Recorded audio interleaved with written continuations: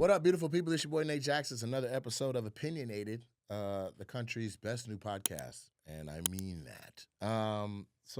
A couple of things real quick I want to do off top is I want to thank people for your prayers for my father and your prayers for Alyssa. I think all of it matters, and I'll tell you why. But I want to get into this thing first. I got to tell you my dates real fast, super fast, for my adult listeners who have patience for this type of thing. Let me tell you a couple dates. We're in Plano, Texas this weekend, March 20th through the 22nd. Then Syracuse, New York is March 27th. Then Buffalo, New York is March 28th. And I need you to go to natejacksoncomedy.com and see the full calendar for the Super Funny World Tour. We are coming to a city near you. Unless you are in New Jersey and Philadelphia. We'll be adding those soon, maybe. I heard Vegas wants us to do something again, and so that's exciting because there's a lot of people asking about Vegas. So today I have a special guest, and when I started the podcast, I wanted to have people who are experts in their field and to literally, gain insight that I didn't already have. I wanted all of us to listen, learn, laugh, and have a whole bunch of fun. And we have an opportunity to do that today. So with me today, my special guest is Colleen Durkin Peterson, trial attorney, and her resume is outrageous. When you're talking top 10 verdicts, she had 2 last year. She has 1 so far this year. And when we say top 10, we're talking about in America. We're talking those big cases that make the news. She is the face. She is haunting some of these companies that need a smack on the hand. They need to learn that the little guy needs somebody to speak up for them. So this is Colleen, and we're gonna keep it loose. I am gonna go straight to my little deck of questions and ask questions and keep it loose. But first and foremost, how you doing? Doing well. Thank you for having me. You're doing well? Mm-hmm. That's outstanding. So what made you want to come on the pod? That's first and foremost. To do exactly what you said. Just lawyers have a bad rap in the community. Nobody likes them until they need them. But I think it's important for people to know that lawyers like myself, plaintiffs, trial attorneys, we are here to give voices to people who, for whatever reason, cannot use their own voices. And so it's an important job, and I just want to bring awareness to what plaintiffs' trial lawyers do. Right. So I'll start off with a real-world scenario and ask you kind of like what somebody should do to make your job easier. For instance, Keela fell. We go on a flight was American Airlines, and they have the jet bridge probably half a foot further away than I'm used to seeing. And then there's like a little metal bridge thing. It's not the kind that like kisses up against the plane, where you see the accordion thing. Like it had that, but that had reached its furthest. And then there was a little metal bridge thing. It was raining outside. So right when you get into the plane where the flight attendants are prepping things, the whole floor is wet. Like I remember the floor being wet because when we went through security separately because I have TSA and she refuses to get it. And so when she went through her security point, the sign said just go that way for A. Mine said there was a detour, go to the right. Now, if you know SeaTac, A is to the left, and you just walk down past like the little African restaurant. It's not actually African, it's just their decor. Then you hit that corner, and then all the A gates beyond A5 are down there. I had to get on a train to the right and go all the way to the end gates, then switch over, then go over to the A gates, then come up to just be where I could have just went if they didn't have the wrong signage. So I was later to get on the plane than Keela, who just went straight there. So when I got on the plane and sat in my seat, she was like, I fell. I'm like, what you mean you fell? Yeah, I fell. I'm like, oh, okay. And then they bring an ice pack to her, and I'm like, wait, you fell for real? Like ice pack? An ice pack amount of falling? Yeah. Okay, so then she's got that. Then we get off the plane, and then she's speaking to the people like, man, I fell. They know I fell. Is there a number or somebody I can call or something? So they they give, no, they took her information and then they're like, "Are you okay?" And she was like, "I mean, I feel pain, but we'll have to see. Like, this is the kind of thing that grows on you. I'm not a spring chicken no more, you know." And that's not a quote. That's me saying that. But it's facts. Like, if you're older and you fall, like all the repercussions aren't at that moment. You know what I'm saying? You're like, "Damn, I woke up fucked up the next week or whatever," right? So, then I was like, I personally would have handled it, and Trenton was saying, like, "Man, I would have laid down the whole flight on the ground." I'm like, yeah, me too, shit. But I was like, "Can we get your information? Because you have hers. We walk out of here, we'll never see you again if you don't reach out. What is your information that we can follow up?" And her answer was like aloof. Like the lady is like, dang, how to get a hold of us? Well, I think you need, like she had never even had the intention of hitting Keela with the information that she got. You could tell because she didn't even have how to reach out to her ready to go. Then she's like, "Well, you fell in Seattle. Did you fall on the jet bridge or did you fall on the plane? Is this an American issue or is this a SeaTac Port Authority issue?" Right? In my book, I'm like, all you're doing is telling me the list of everybody who's about to hear about this shit. But, they start pointing blame. And so we go do our gig in LA. Keela's like, you check in on her every now and then. She's like, like she's toughing through it. And I just feel like maybe an opportunity to have massages or whatever you need to feel back and be rehabilitated to 100% was missed. Like, I know we didn't document it right. I know there was, you know what I mean? So that's our real life situation. I know she called you on the spot.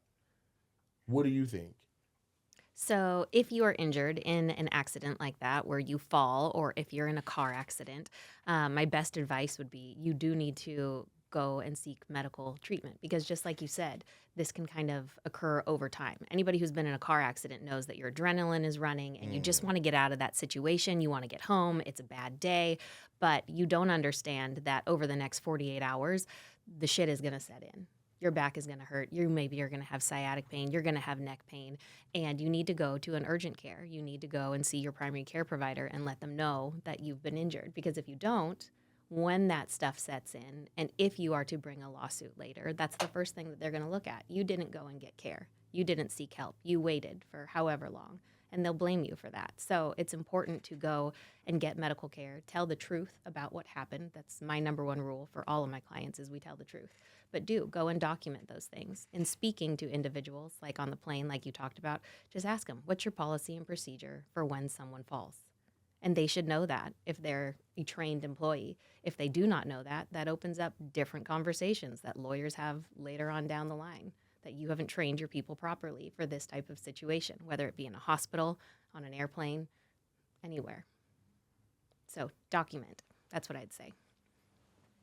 Document. Now. Oh, you want to see my notes? No, like a document, like an official document, like a doctor's note or a visit record. But I understand that we had a very strenuous schedule, so it's like, I don't have time to go to a doctor's office right now. We got to get over to Live Nation and do this shoot. She sat in the truck for half the day, so that could be attributed to pain. So if there was going to be a document somewhere, it would reflect that she wasn't able to do her normal amount of work. But what stuck out to me in what you just said was that you said within 48 hours. Is that particular? Well, for any type of injury, yeah, unless it's something. Hours.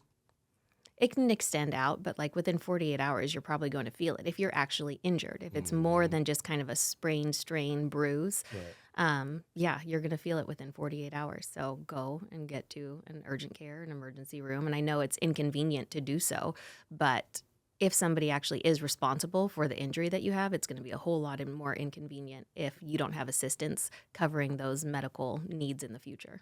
Right. Okay. Shifting to the first card I have here. What have you learned about yourself this year? Ooh. That Pollyanna had to die. Okay. Let's get into that hyperbole. Who is Pollyanna? Pollyanna, I would say, is me before 2024. So Also, you had an epiphany. yes. Okay, I had a Pollyanna is what you call it? Uh-huh. Okay. Yeah, I had to kill Polly-Nate 2012. Okay, you're ahead of me. But yeah, so I always wanted to be an attorney. My dad was an attorney. I grew up going to seminars with him and learning from some of the great trial lawyers in the Pacific Northwest. I also am the first Chinese daughter in my family. And so there is being raised, I was kind of one of those, you don't speak unless you're spoken to type thing. We just do the right thing. We don't talk that much, we're just perfect, basically. We don't want to upset anybody. And that didn't serve me anymore as a trial lawyer representing the mothers and teachers and children that I am in this case against this chemical corporation. And to be a trial lawyer, you have to be able to stand up and represent your clients in court, and you have to be able to do so confidently. And I had to kind of grow out of just be seen but not heard. Don't worry about making mistakes. Be Little Miss Perfect. And Pollyanna had to die, and she did. And it was kind of painful for me, but it was the right thing to do. And I think that my growth will accelerate from here on out because of that. Unequivocally. I think I actually had a conversation with somebody recently where they were like, they saw a meme or something, and it was like, who you want to be is a new you. So old you has to die, right? So the Pollyanna has to die while we're just, playing and throwing that around is like actually, it's legit, because then you can attribute the habits that are counterproductive to old you, right?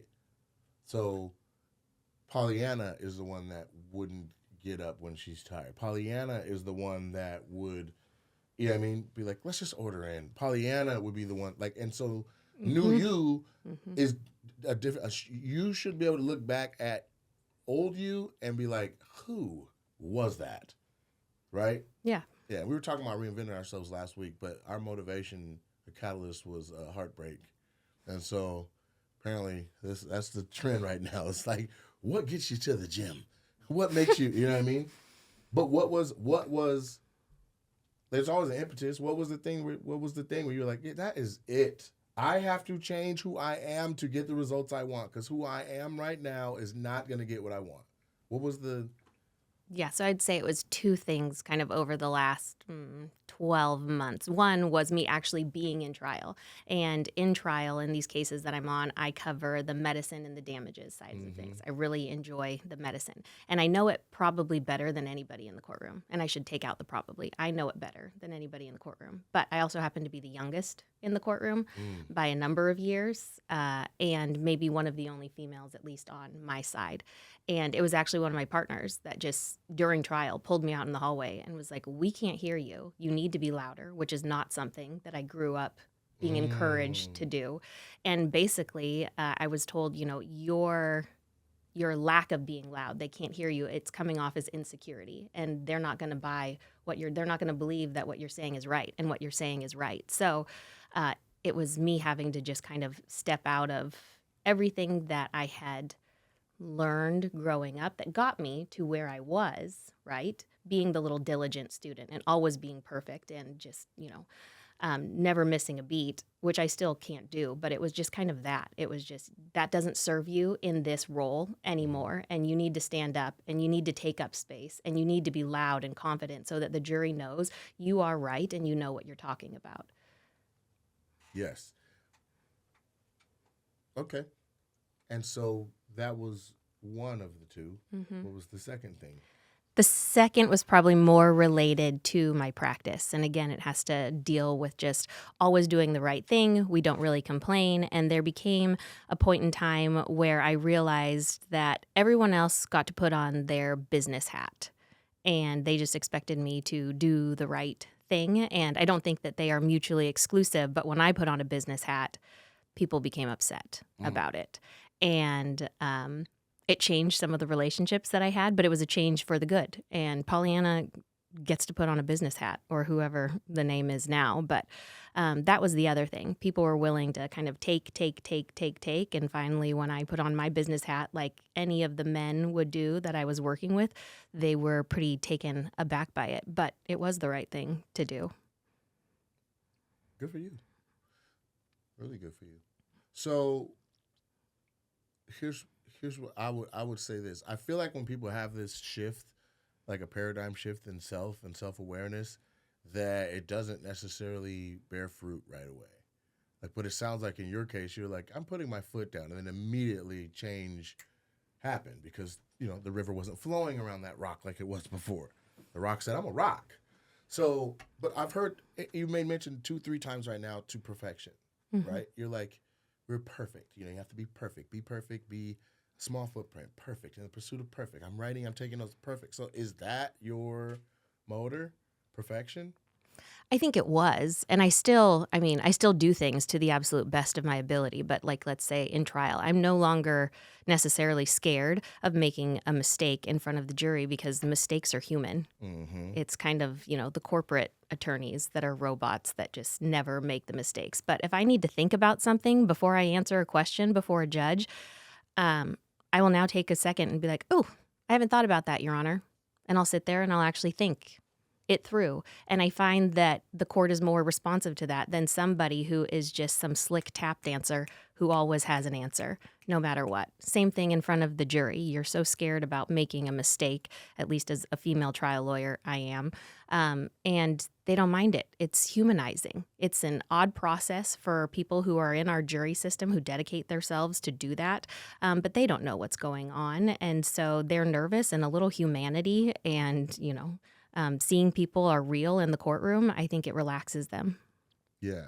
Because I feel like as a citizen, if you get a jury summons, you're showing up to be, like, you need some instruction. If you haven't done it before, you're like, all right, where am I going? You're just like a cog in a machine that you deliver your decision and you're talking to, but like, we're not in court every day. Like the whole process of, so there's this concept called white jacket, I think it's called white jacket syndrome or white jacket. It's like white jacket syndrome or white jacket theory. The concept is people go in and have like their numbers or their, they go to the doctor's office for a checkup, and everything is heightened because of their fear or concern for the white jackets. Right, so they have labeled that as white jacket concern, right? So if you're a jury member, that whole process of emptying your pockets, going in, there's cops everywhere. You're like, shit, are my tabs legit? Like, you know what I'm saying? Like, there's a whole thing where it's heightened. Like, I'd imagine juries don't even normalize, like, feeling like, okay, this is normal till week 2 of going every day. Yeah, I mean, it's a totally odd process. You get called into court. You don't know what you're there for. You don't know how long you're going to be there. You're missing work. You have childcare responsibilities that you're juggling. And then you get in there. You get selected for a jury. And the first thing you're told is you're not allowed to talk about anything that you hear in this courtroom. If you see these attorneys or anybody else in the hallway, they're not allowed to talk to you. They're going to look down. They're going to avoid you at all cost. And it's just sit, stand, go to lunch, come back, listen, don't talk to anybody, sit, stand, go to break, come back, don't talk to anybody. And in the trials that I'm doing, they're 9 weeks long. Oh, man. And so it's a totally different scenario for people to be do in. that? Not enough. But they do. For 9 weeks, there's like a day rate, basically. Yes, there's a daily rate. I think Pierce County just did a trial project where it was $100 a day for the jurors, and that was successful. But we can't do that all across the state. Hopefully, eventually we can. Like but to yeah, get people in. Because is there 10 people in a jury? there's 12 in people in a a civil jury. trial, yeah, and then you have alternates. But yeah, people are giving up 10 weeks of their lives, basically, including deliberations, and they are there every day from 9 until 4:30. 9, 10, 11, 12, 1, 2, 3, 4, with a lunch. Yes. So 6 hours. So you're making maybe $14 an hour. Maybe. $15. They're not even getting minimum wage. No. And no parking in Seattle, downtown. Yeah, no, that ain't it. I think they should have to match whatever wages people were making before they came in, and they just have to show it with a pay stub. You know what I mean? That would be nice. It Or would don't call encourage us. jury service. Yeah, But, it's tough. Yeah, That's but- why it is a service. Yes, but also you're supposed to be judged by a jury of your peers, Right. right? So let's get their peers, and that if that's socioeconomic status, which is a regular, that's an identifier of people, then when you have a high-profile, expensive case, it's about to be a high-profile, expensive case. Mm-hmm. You know what I mean? You can't just have regular people in here judging, casting judgment on not regular people. I don't know if that makes sense, but it seems to me like peers would represent all of the things that, you got to check all the boxes. So if you're in there I'm already pissed, I'm in here for less than minimum wage. He did it. Fuck up out of here. You know what I'm saying? Innocent. Let's get the fuck up out of here. We all got innocent and one person holding out. Man, what the fuck, bro? We're not getting. What are you doing? It's good money for me. Like, God damn it, I gotta get out of here. So I think that's a blind spot in the entire judicial system. It is. Yeah, that's a whole, like, these people are casting their judgment and the judge is relaying that, and people are getting time or sentencing, and those people want to go home the whole time. Right. You know what I'm saying? Right. Isn't there something to, like, certain parts of it on, like, you with on purpose you try to do it after they've eaten? You mean in trial? Yeah, where you're like, let's wait till they've had lunch. Let's wait until lunch and turn the lights off and play a video that we don't really want them to pay attention to. They're all full and they're always really looking at it. Exactly. I mean, that was one of the, if there is a nice part about COVID, during COVID, there were Zoom trials. And what we saw during those Zoom trials was there was a lot more diversity in the jury pool, because there were people who, you want moms on your jury, but they can necessarily be excluded because they have childcare responsibilities and they need to take them to school. But a jury of our peers should include mothers in the community. Oh, yeah, everybody was available during COVID. Yeah, but also, like, still, you're excluding a whole bunch of people right now that cannot sit for jury service if they have to come down in person all the time. It doesn't work with picking up kids from after school. And what you end up with is people, especially on the longer trials, who can afford to not work for 10 weeks, which means you're looking at a lot of probably management level employees at like Boeing or Amazon, which is nice, but it's not the representation of the community. It's not a jury of your peers necessarily. It's not fair. Right. Because fair is defined by being judged by a jury of your peers. It's not even fair. So you want a mixture of people, but the way that with juror pay, you can't necessarily get that. Right. I would even go further to say that should be looked at in more than just our judicial system that way. Like, like every college and university has their own little, they have their own board or program board of people who make those decisions and stuff. And I feel like when it comes to student conduct and stuff, a lot of the students that are getting hand slaps or whatever disciplinary statute put on them, they don't even look like who they're pleading their case to. Right. Things like slang are not coming into consideration. If you got a jury of cornballs, they're gonna understand. Be like, it's lit. You know what I mean? What do you mean? There was a fire in the building?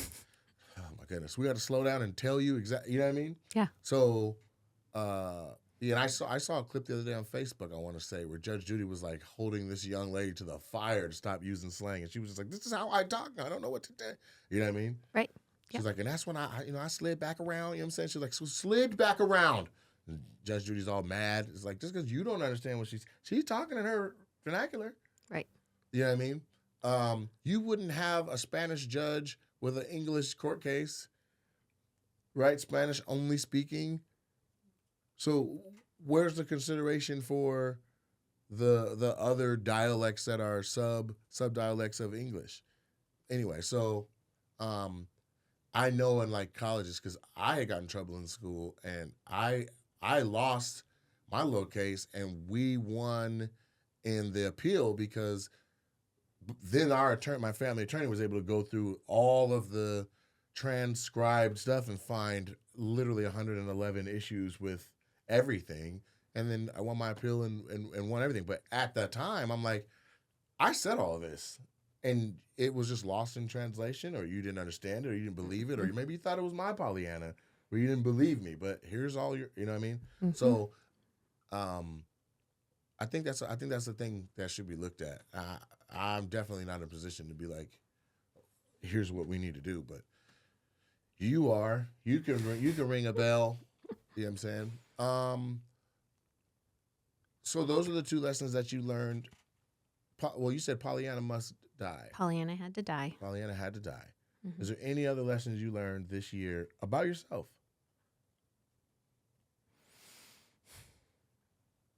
I mean, it's all wrapped up in Pollyanna had to die because it was so much. I'm 40, right? And so my entire life was that way. Because we could put it in a gumbo, or we can pick out the ingredients, right? So let's say it's a gumbo, right? And in there you got the Holy Trinity, you got some crab, you got some andouille sausage. Let's just say the andouille is speaking up in the pursuit of perfection, and then that's that one aspect. And then let's say the crab in there is you putting on your business hat at work, and then what else is in there? So I'm saying, what are the characteristics of Pollyanna outside of those two examples that you're like, I got to do away with this? It's probably just also, I never said no. It was just, okay, I'll do it. I'll do it. I'll do it. And I'm good at certain things. And just because you may be good or the best at certain things doesn't mean that you have to take it all on and do all of it. So it was also learning to say no. And that's a little bit of just letting go of control of things. Other people can handle it. And I want to ask this. This just popped into my mind. But you self-corrected and you said, when it comes to the medicine, I might be the smartest one in the room. Then you said, actually, when it comes to medicine, I am. Is might, the use of might, is that Pollyanna? Yes. So the confidence to say I'm best, or I am the one, or I'm the person, that's a new epiphany? Yes. So you would have carried yourself in a way where, knowing you're the best in the room, you would have acted like you would have allowed yourself to appear as if you weren't. Yes. Got it. Yeah, that's my 2012. That me had to die. And for me, I was in a place of like, man, I don't know if I'm great, and I'm helping everybody else where I can see their greatness, and I'm helping. I would do nothing for myself, right? And I'm very in tune with that in particular about it. Like, for instance, like Trenton does a lot. Like, he's a videographer. He's been to film school. He's also his own grown-ass man. He's a father, and he's his own comic. So I try to, like, when it comes, he was like, I got sets, I got this, I got that. I try to support that, right? Because when I was Mr. Helper, nobody was turning around and being like, how can I support your needs? Does that make sense? Mm-hmm. Mm-hmm. I feel like it has to be a give and a take and an ebb and a flow. Otherwise, the people helping you don't see the point in helping you. Yeah. Right? Other than being in spaces they may not have access to, and that just comes from bringing anybody along with you if you have access and they don't. Right. But how do you then share that opportunity? How do I, you know what I'm saying? So that 2012 me died, where I was like, you know what, no longer. I mean, I literally I wrote the Bible to some people's careers, and they are still on those paths, and they all have amnesia. There's no less than 5 people. And I'm talking, they're in different tax brackets. I'm talking, they have like major assets, and it's probably 10 people. And at the time, some were even living on my floor, or needing help with rent, or trying to figure out what is this whole LA thing. You know what I mean? Mm-hmm. And I was like, let me help you. I'm Mr. Hold the Camera, Mr. Punch It Up, just giving. And then somebody fuck around and sell a show or get a deal, and then the list of people that they pay or that they give credit to wouldn't include me. And I'm like, nigga, I am literally the sauce. And it's not delusion, it's fact. But the reason why, what I've found post having changed, the reason why I'm not going to make that list is because then they know about me. Right. So does that make sense? Like, they're going to downplay you because they don't want other people to know you're the sauce. If they know you're the sauce, then your value is true, and you can get that there or elsewhere. Right. They know your value. They just don't want you to know your value, and they're scared of you learning what that is. No, that's one layer, right? Like, that's just a dick move, right? There's good and bad people, and there's bad and good people. So what is more common is for them to know your worth, let you know your worth to them, and show you they appreciate you, but it's in ways where other people don't see the praise. Mm-hmm. Does that make sense? Yeah. Because they don't want the other, you know what I'm saying? Right. It's like the coach going to the running back, like, man, you really worked your ass off today. You're the #1 running back in the league. I swear to God you are. Go straight to press and be like, our quarterback really held it down today. What about the running back that had 3 touchdowns? Yeah, man, he's a workhorse. Come right out of there. Here's the game ball. You're the guy. Right? Right. And so by not moving that stock publicly, they keep a glass ceiling. So you said I'm the rock that I'm gonna throw at that ceiling and break it myself. So I commend you for that. That's what's up. What's the last book you read, or one you're reading now? Not reading now, getting ready for trial. The last book that I read was The Way of the Trial Lawyer. Really? Mm-hmm. So you're fully immersed. Yes. Okay. Do you have court in your dreams? Sometimes. Really? Yes. Yeah. What is like a reprimand that just on shows I see like objection? What do judges say? Sustained or like Sustained, overruled. Overruled. Overruled means you're wrong. Sustained means you're right. They don't get to do that. Do you hear that in other times in your life? I mean, I overrule my children. All the time? Yeah. And maybe my husband sometimes, but yeah. Outside of that, no. Got it. But it doesn't play a role where you're daydreaming and then you're like, overruled, and then you just you get back to focusing? No. No, Got it. not like that. I dream. Sometimes I'm on stage in my dreams. You know what I'm saying? Killing. We just did, and this is a leak basically, but way later than it should have been done. We just did promo for my tour, right? It's already happening. We're already on tour. Dates are already, and we're in Europe. We didn't have time to do this thing. So this concept that the first tour promo was me being chased by my future me, and then having to meet future me, which kind of brings it full circle. And future me is like, get ready to step into your greatness. Mm-hmm. Like Pollyanna, it's time to step up. So that was the first one. So then for this one, we had several ideas, but I think Trenton, that was your idea, right? Yeah. So Trenton's idea was, let's go from Back to the Future where Marty gets out of the car with Doc, and as soon as he gets out of the car, a crazier Doc shows up, right? But the concept, I'm all three. So there's present Nate, future Nate, and then there is further future Nate. And we had an authentic, legit, with almanacs, buttons, flux capacitors, and everything DeLorean that just Andy Levitt, I think he's number 2 at Live Nation, was like, I love this promo. I actually know somebody. Let me see if I can get a car, like for the free. That's why we're in LA on Saturday. So I'm saying all that to say, we went Back to the Future for the promo. It's gonna be fire. We shot it on Reds. Trenton directed it. I would say it is his directorial debut with me on screen. I'm sure he's directed many projects, but with me on the camera, with me turning over the reins. And that was a big deal too, because forever, for the life of me, I'm self-directed. And it's not because I don't trust other people. It's just because we don't have the other people. You know what I mean? When you're shooting skits and sketches and everybody's like, it's like, hey, what do you see for your sketch? Like, you got to direct your own thing. So I'll use that as a segue to the next card, which says, Back to the Future. Make some predictions. What do you think 2026 holds? More winning. More winning. More winning. Okay. Why? Like, what are your predictors? So 2026, I'm going to be doing 2 more of these trials against this chemical company. One of them starts in the same one? Mm-hmm. God damn. You on their ass, boy.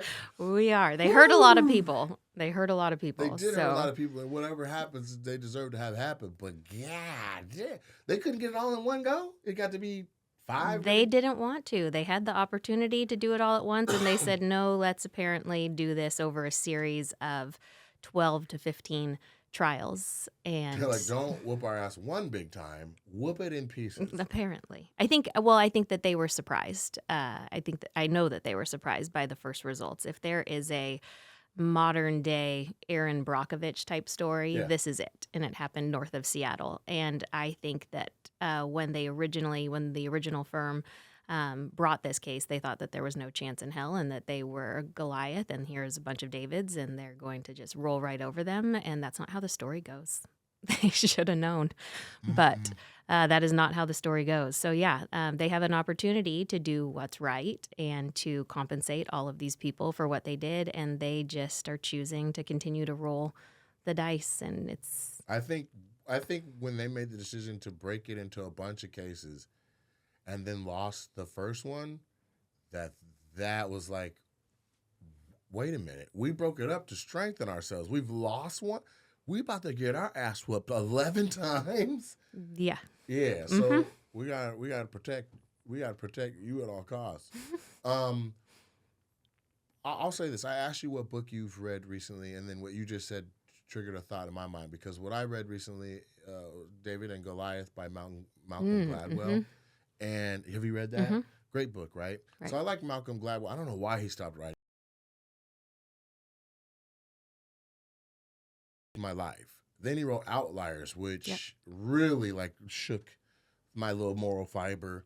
But the story of David and Goliath, which most people know, is like, okay, this little guy takes on this giant guy, right? And Goliath is literally a behemoth. He's a Goliath. And David is this tiny little, barely imposing person. And instead of two entire sets of warriors going at it, they just picked one warrior each. So Goliath presents first, and then David presents. And what Malcolm Gladwell basically establishes throughout the book is that, we all know David had a sling. Well, through modern science or even just common knowledge, that's basically a pistol for their time. So they brought out this big-ass dude to throw hands, and David's like, I got a bag full of bullets, nigga. What's happening? Right? And so it just gives perspective to a story that you thought was one way that they tell you the whole time. And then when we really look into it, we see that actually that was written a whole nother way. So it's very interesting that you would choose Goliath and then make yourself David. Well, any of the plaintiff's trial attorneys, but isn't that interesting? Because you do hear the story the other way the whole time. Like, how did this little guy just take on this giant? And if you think about the flip side perspective, it's just that. You gave him a gun and he had the biggest target in the world to hit. Right. That's not how. It's the perspective. Yeah. That's dope. But I also got to say what book I read. Okay, this is an interesting one. I must have accidentally grabbed this along with one of the other ones because I didn't intend to grab it. But this one says morning inspirational pep talk. So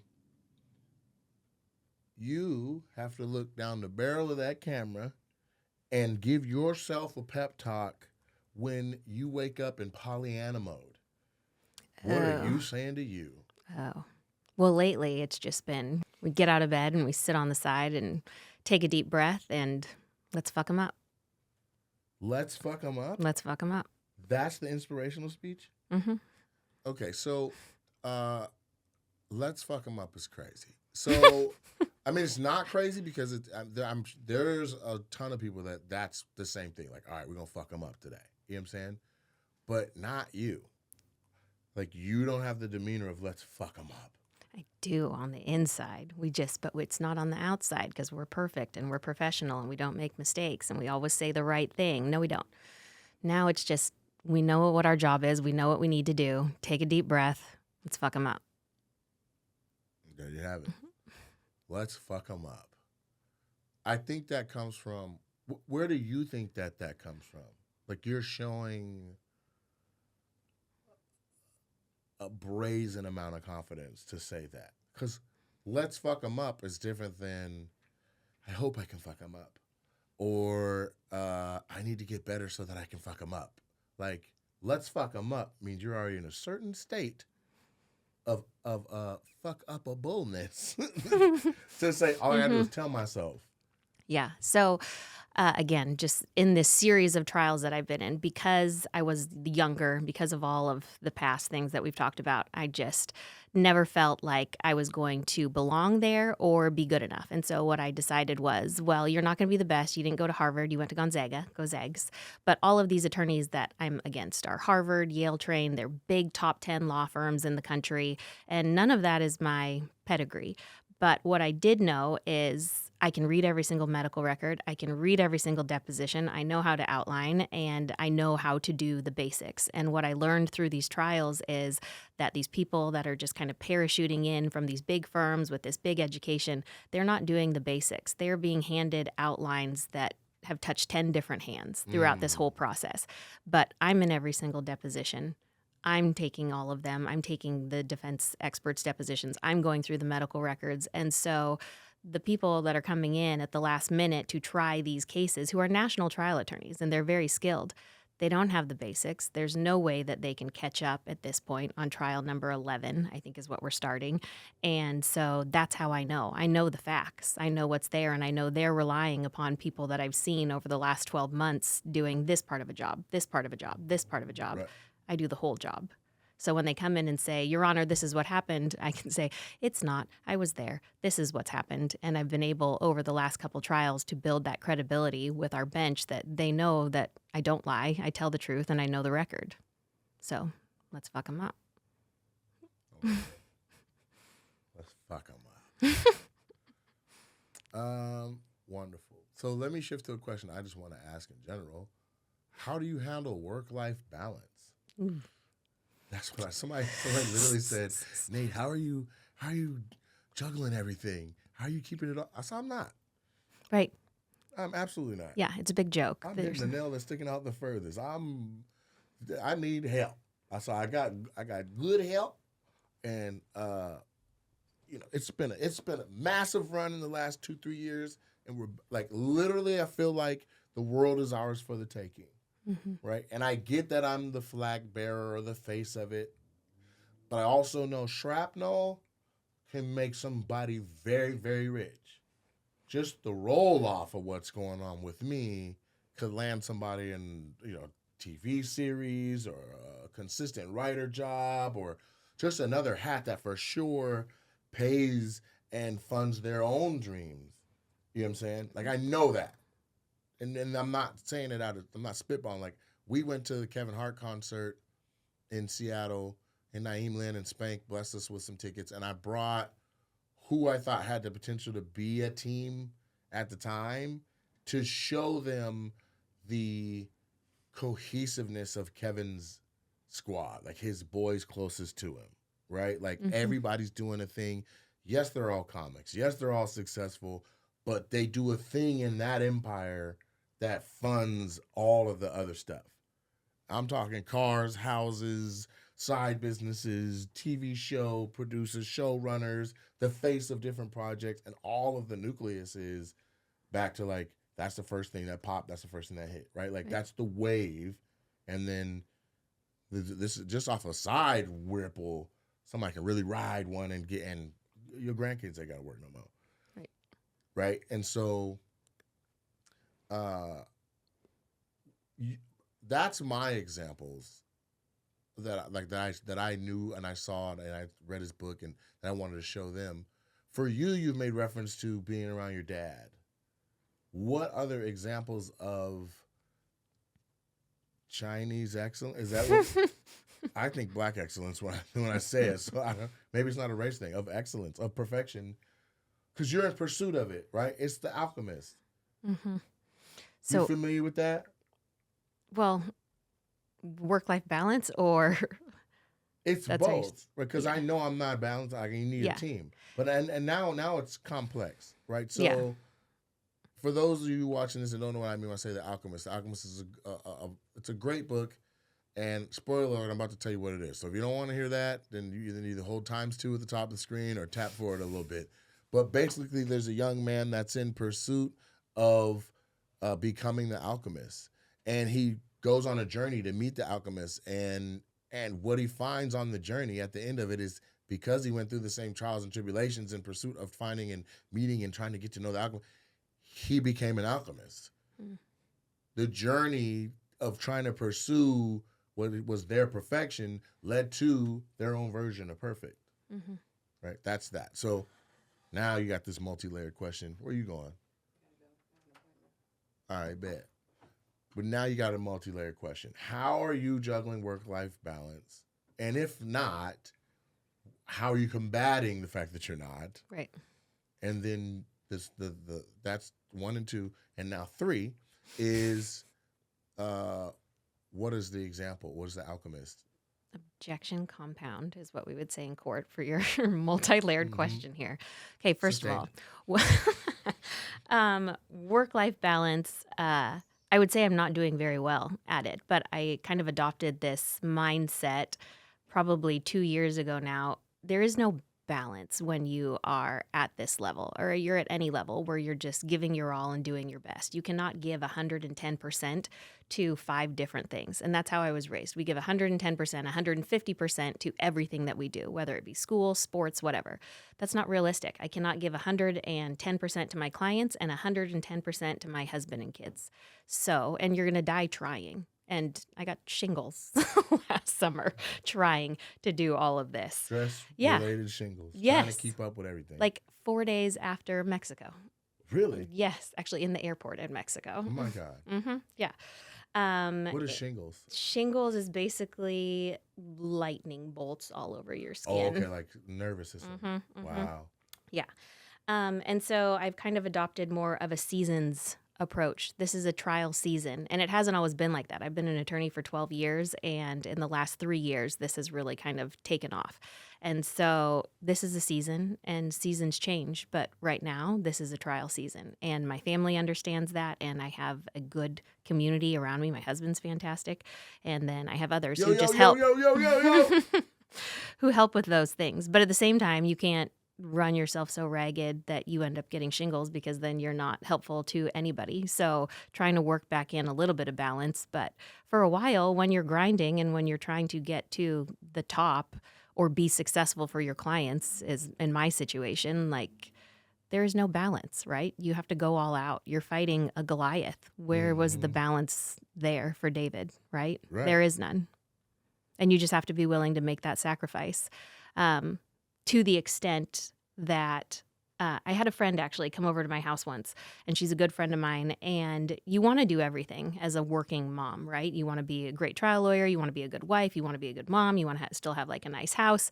And it took a good friend of mine to come over and tell me, wow, I can't believe that you're still trying to do all of this. You're doing everything and you're not doing any of it well. And that hit, right? Little Pollyanna, who wanted to be Little Miss Perfect and do all things. And she just said, you're trying to do everything and you're not doing any of it well. So you disagree with that quote about the jack of all trades? Master of none. Yeah, but if you keep listening to the rest of it, it's that they're actually good at a bunch of things. Yeah, but you're a master of none. So would you rather be good at a whole bunch of things, which is fine, or do you want to be a master of something? That's it, right? A jack of all trades is a master of none. Okay, but what do you say to the concept of it taking 10,000 hours to master a thing? It probably does. Yes, but then 10,000 hours is not your whole life, right? Like there's people who have retired from multiple careers. There's people who were at the peak when they were, say, in the military, and then they got out of there, and then they were at their peak when they did some sort of consulting, or then they're at their peak, like each thing, and then maybe they stepped into fatherhood or motherhood, and then they peaked at that, right? Like, so what do you say to the person who is juggling these things? But I don't want to get ahead. I already compounded some good stuff. So I'll go back, and I'll skip basically the second and just ask, what's the alchemist? Like if perfect is what you're going for, right? And what you've accepted is perfect imperfection, you still know what perfect is. Mm-hmm. To you though, right? Like something you're like, that's perfect. Somebody else is like, that? Bro, that ain't perfect. But to you, you're like, not only is it good enough for me, I'm striving towards it. So what was the thing? You made mention of being with your dad and seeing him knock out some Goliaths. Is that enough? Or was there other examples? Are you like, oh my God, Ruth Oh, Ruth Bader Ginsburg. Yeah, People you're like oh that. my God, Ruth. No, I would. Shirley Chisholm. Like, what is it? I would say it's been mentors that I've had along the way. And so first it was my dad, and then it was a female attorney named CARY Lester, who I saw when I was in law school arguing before the Washington State Supreme Court. And it was different. It was a different perspective on lawyering and what that looked like than my dad and my uncle, who were attorneys, and I grew up in their firm, right? And so I've been very fortunate throughout my career to have tremendous mentors. CARY served her purpose. Jim Holman is what I call Father MedMal, and that's why I know medicine, because he is an attorney. He never went to medical school, but he sat there and he taught me. We go through every single page of medical records. I understand the flow sheets. I understand how it all works, basically, and I spent 8 years working with him. And so it's just along the way I've learned from people who are willing to give me their time and kind of push me out there to do things. And that's what I finally had to realize when I got to this level and doing these trials was... Is that everybody? Your dad, CARY Father Lester, Jim Holman. Holman. And then probably some of the attorneys I've worked with recently as well. Like when you talk about mastering something, it takes 10,000 hours to master something. I think any of the people that I work with, even though they are masters of their trade, they will tell you that they are not, because they are all open to the opportunity to grow. And I think that that's important, like not thinking that you know for sure, but all of it. In my opinion, true mastery of something does leave room to still grow. It's not like, oh, okay, I now know this and there's nothing else I need to learn about. No, it's like, you know what I mean? Mm-hmm. It's the person that learns an entire martial art to then not use it. You know what I mean? Like, be malleable. Otherwise, it's not. Right. You're not a master. You're a pompous asshole. You know what I mean? Mm-hmm. And crafts are. It is not possible to learn everything about any particular craft, right? You can know a shit ton, but as soon as something changes, or as soon as there's a new study, or as soon as the thing, you got to get back out there. Otherwise, somebody else has an edge on you because they know about it and you don't. Right. So that thoroughly, to me, answers the question of who you like. Let's say it's the alchemist journey, right? Like in the book, each chapter was a different person they met along the way, and so if you had your alchemist journey book, that's who it is. It's CARY Lester, it's Jim Holman, it's Father Medmel, it's the attorneys you're working with now, it's your dad along the way, and you're like, you go from I'm just little Colleen trying to figure it out and I want to be, to like you realize like I've arrived and I am. Right. Fuck them up. Fuck them up. Yeah. So that's the cutest little way to be a savage that I could go with. Now you That do is, have can I tell you, that's what I think that's what a juror was calling me in my second Savage? trial. He called me a razor blade wrapped in a cinnamon roll. There it is. Yeah. Yeah. It's this sweet little thing. Razor blade wrapped in a ass. cinnamon roll. Mm-hmm. How deep in it though, right? Like it sucks in the middle. That's the part everybody's eating towards. The middle is the best. Does anybody sell cinnamon roll middles? Is that a thing? Cinnabon used to, didn't they? Just the middles? Mm-hmm. Yeah, I'm curious about it. Because we were at a restaurant the other day and they had chicken skins. Oh, yeah, you went. And a ton of people are like, yeah, the skin's the best part of the chicken. Well, somebody just thought, well, let's just have the skins. And it came out as an appetizer. Mm-hmm. I was like, I'll be damn. Just the best parts of things? Did you like that place? Oh, yeah. And Looks not only that, amazing. it's like literally owned by two guys I went to college with. Like, I was so proud of him. Yeah, Denzel was at Eastern Washington University. So was the other guy. But I actually like knew Denzel. I knew him as an undergrad. When I was coming back to campus, and it was like he was growing into running the yard, and you know what I mean, being the head iota and the man on campus. And I was like, that's dope. Because I was that as a Q. So it was just interesting watching somebody else step into that role years later. And so him having a restaurant, I went over there and bought one of everything on the menu and then tipped $500. Wow, you went to school with Denzel Washington. That's dope. Yeah, no, different Denzel. But yeah, Pelican Bay. Trent's not on camera, so that's whose voice that was. So I don't know what made him out of nowhere come out with that shit. He switched it just to say that. It was me. I actually do have a question for Colleen. Okay. I'm a big fan of trial movies. Mm-hmm. You know, as a kid, I loved My Cousin Vinny. You know, I feel like it's an OG. I recently watched Juror Number 2. Not sure if you saw that one. Oh my God, it's phenomenal. Juror Number 2. It's on HBO Max. But I was just curious to see if you maybe had like a favorite trial movie of yours or something that you saw growing up that just kind of stuck to you. Aaron Brockovich and Growing up, the first one, the classic, To Kill a Mockingbird. Atticus Finch. Mm-hmm. Why? Oddly, because it reminded me of my dad, like just somebody who is standing up for someone who cannot stand up for themselves and is doing the right thing. And for Atticus Finch, a white man, to be able to do that, I see my dad growing up representing a lot of minorities who just don't have the understanding or the education to be able to represent themselves.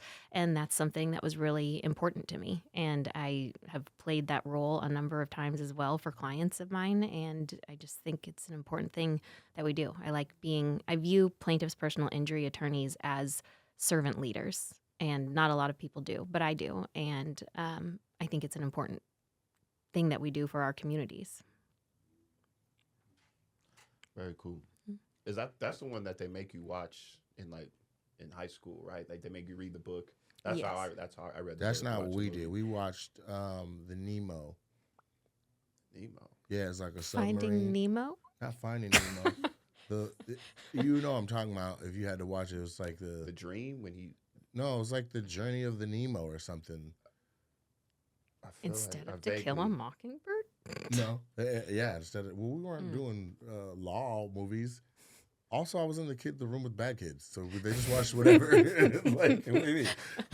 That's where I was holding court. I wasn't in the normal class with the normal kids. They got me out of there quick. Like, oh no, we can't even teach. We had a whole classroom of like all the most, which is a trip because everybody from that class has exceeded in like a couple died, but in general, they've exceeded in life to where like they are all, and these were the most outspoken, boisterous, high energetic kids that would take over another class. They just stuck us all in the portables with this genius teacher named Mr. Fuller from California, and he had rigmarole. He had the ability that if like there's a time in a class where like the teacher's like they've gone out of my hand. You know what I mean? Like we're all like we're not doing we're all playing. It's going down. He's like outside, whole class, not recess, not outside, and would literally be like 5 laps, guys, girls, everybody like When we come back from that, everybody listening like a mother. Like but no other teacher had the ability to just be like outside. You know what I mean? Like Kids need that though. He was a special teacher, but literally like there's like 3 people in the NFL from there, 2 people went to the NBA from there, one like literally like just from our like wild kid class or whatever. No, Leaders. They put all the leaders in the class. They didn't know it. Mm-hmm. We were just rambunctious and doing whatever. But you know, you have to channel that injury in energy, not injury. I'll say this: one, thank you for coming. Thank you for You're having more than me. welcome to come back. I would love to have you back when we can speak with more specificity about things, if there's ever a time that we can. Because what you're doing is amazing, and we aren't allowed to talk about it with the specificity that it deserves. Does that make sense? Yes. So if there's a chance to do that, to commend you, to tout you, to explain to the viewers in the world like why and what she's doing, that's awesome. And when she wakes up and says fuck them up, you know who she been fucking up. And if you heard if the name was said, you'd be like, woo! That's how big she is. We're sitting with a monster right now. Okay? Nessie. I'm talking the Loch Ness monster, okay? In a sense, you only see the head and maybe a little bit of the spine in the water, but you don't know how much is really under that water and who you're fucking with. That's what's going on here. She's a monster. A wonderful mom, a great person, a voice of reason, a great source of advice.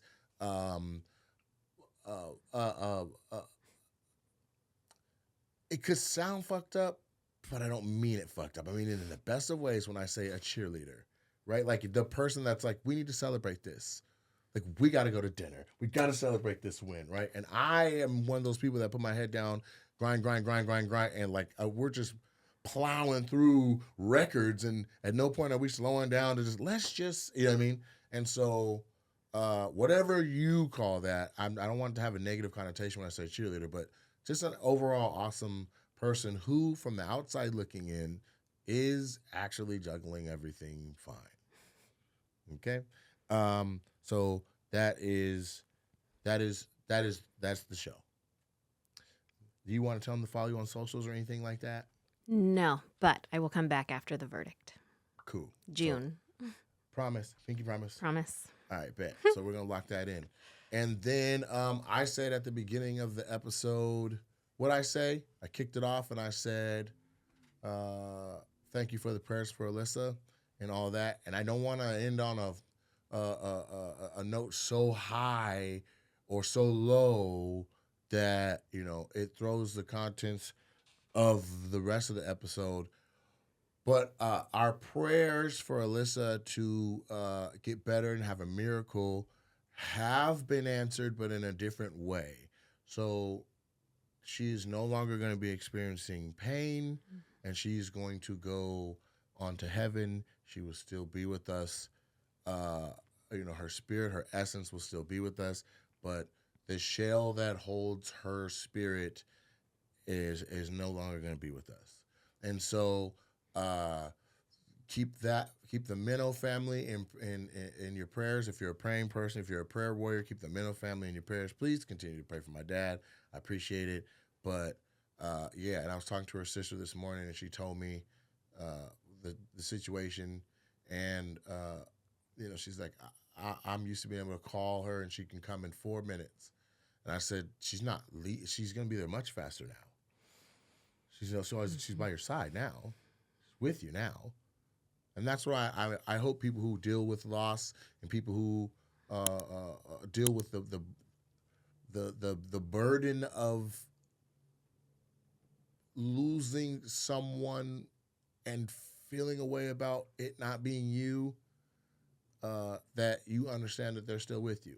You understand that that person and everything they've done and all the spirits and people that they touched in their life was for a reason. And so bless the Minnow family, keep them prayed up, and that's what it is. Check on your strong friends. Peace.